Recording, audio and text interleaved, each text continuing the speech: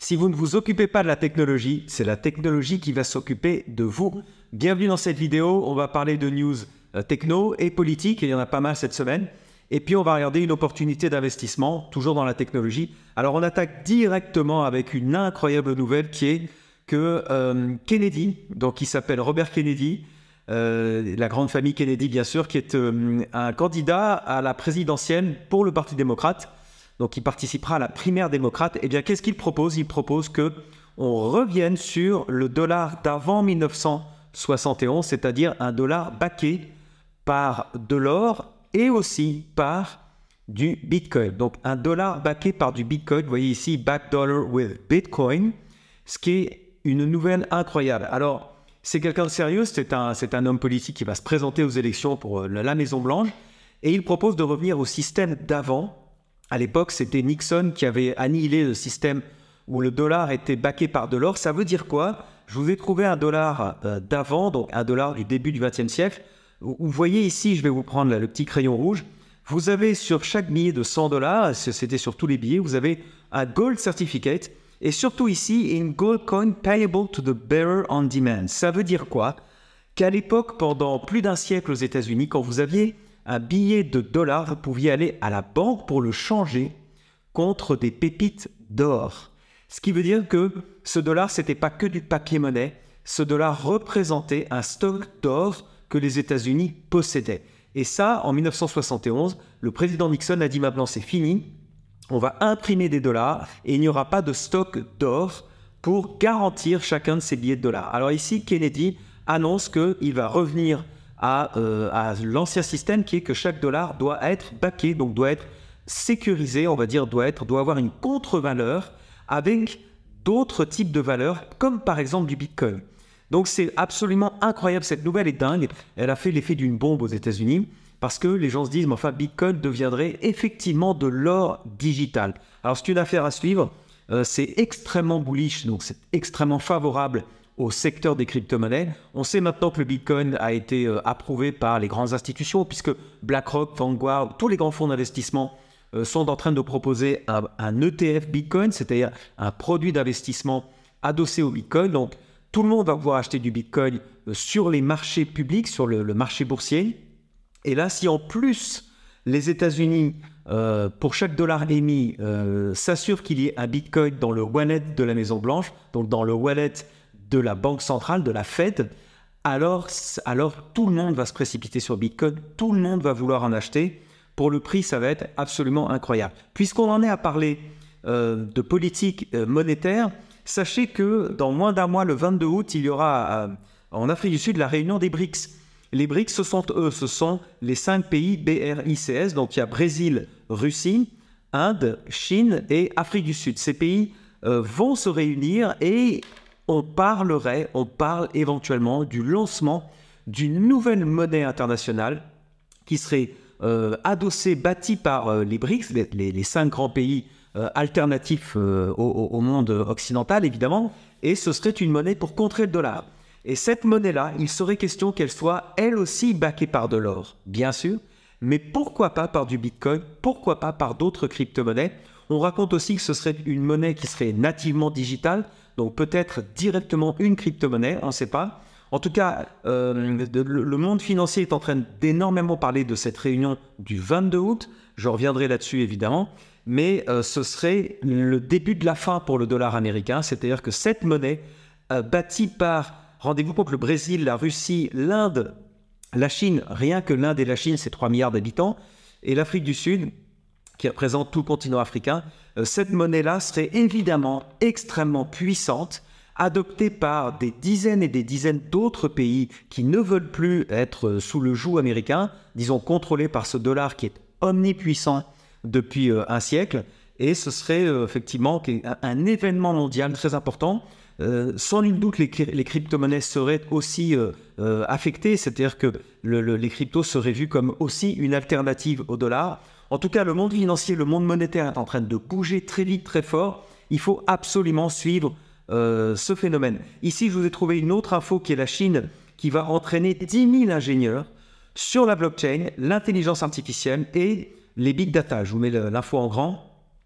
Ça veut dire quoi? Ça veut dire que la Chine n'est pas en train de faire le temps comme l'Inde il y a 30 ans. L'Inde a décidé de rattraper son retard technologique en formant tous les ingénieurs au développement, au codage informatique. Eh bien, la Chine a compris qu'il fallait aussi, qu'elle doit aussi entraîner tous ses ingénieurs et tous ses écoliers, tous ses étudiants sur des technologies blockchain, intelligence artificielle, big data, parce que c'est là que la puissance des États va s'installer, c'est là que tout l'argent va arriver et c'est là que les nouveaux maîtres du monde vont s'installer. Donc nous, on doit suivre soit nous en tant que citoyens et nous en tant qu'investisseurs. Alors en tant qu'investisseur, justement, j'y vais maintenant. Je trouve que j'ai repéré une news qui m'intéresse énormément parce que ça concerne Unity. Unity, c'est une boîte de jeux vidéo, donc c'est une boîte de software pour développer des jeux vidéo qui s'est alliée à Apple Vision Pro. Et ça, vraiment, ça m'intéresse au plus haut point parce qu'il y a deux choses importantes pour moi. Il y a le gaming qui est un des secteurs les plus importants du monde entier. Hein. Je ne sais pas, si vous êtes gamer, vous connaissez l'importance du gaming. Si vous n'êtes pas gamer, vous devez savoir que c'est une industrie gigantesque, une des plus grosses industries du monde, le gaming. Et Apple Vision Pro, pour mémoire, c'est sorti il y a quelques semaines. C'est la possibilité, vous voyez, en janvier, Apple va sortir son casque de réalité virtuelle, réalité augmentée.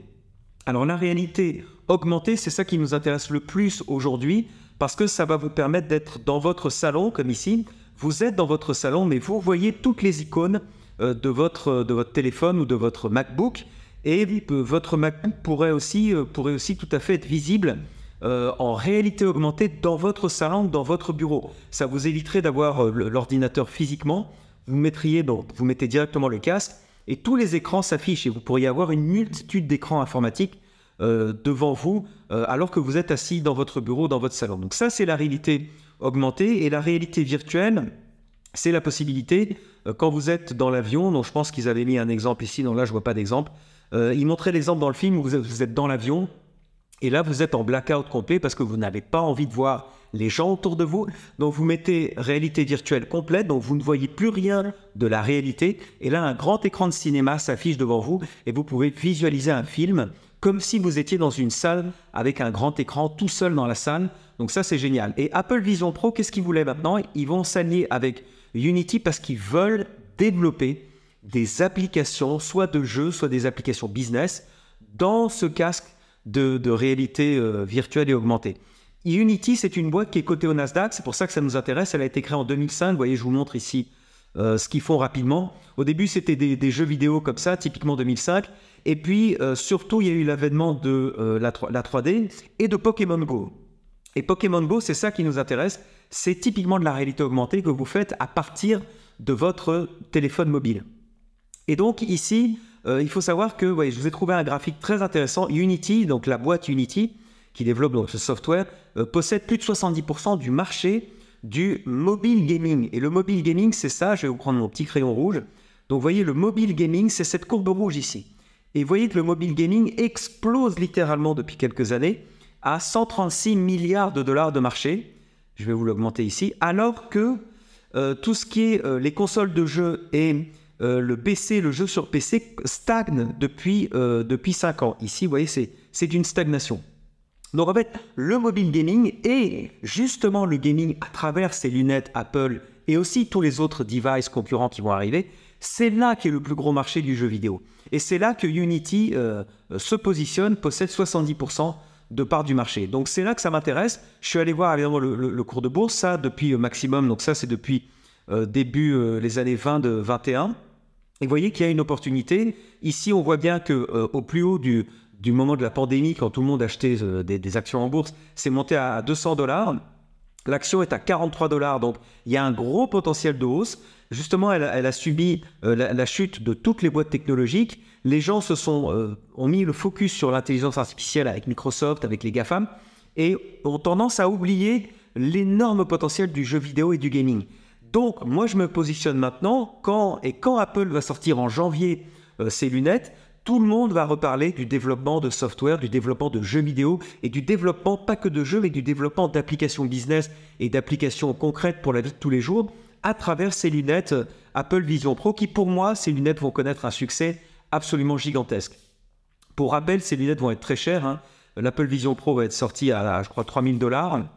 Donc, ce seront les entreprises qui vont acheter ça. Et progressivement, le prix va baisser et les particuliers vont acheter ce type de device, lunettes, réalité augmentée, réalité virtuelle.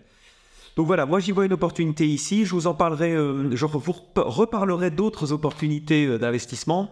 J'arrête cette vidéo pour l'instant ici. L'été continue pour moi, pour toute l'équipe de Techno Impact. Donc surtout n'hésitez pas, likez la vidéo, abonnez-vous et diffusez cette vidéo à vos amis si vous pensez que ça peut les intéresser. En tout cas pour nous, pour nos algorithmes, c'est bon si vous likez la vidéo. Et si vous nous suivez, mettez-moi un petit commentaire, dites-moi si vous avez aimé, dites-moi de quoi vous voulez que je parle la prochaine fois. Allez, à ciao!